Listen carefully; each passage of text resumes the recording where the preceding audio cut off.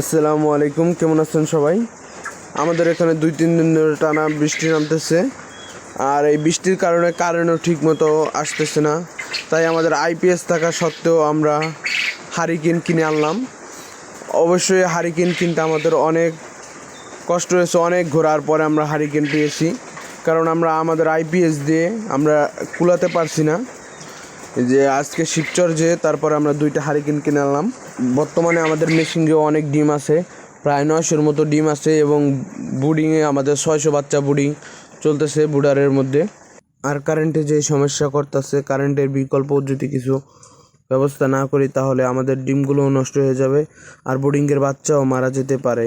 আর এখন আমাদের কাছে সব বয়সী বাচ্চা অ্যাভেলেবেল। আপনাদের যদি কারো বাচ্চা প্রয়োজন হয় তাহলে আমাদের স্ক্রিনে দেওয়া নাম্বারে যোগাযোগ করবেন। এই 2টা হারিকেনের দাম আমাদের থেকে 600 টাকা নিয়েছে। এটা আমাদের থেকে কি দাম বেশি নিচ্ছে নাকি আপনারা কমেন্টে জানাবেন। ধন্যবাদ।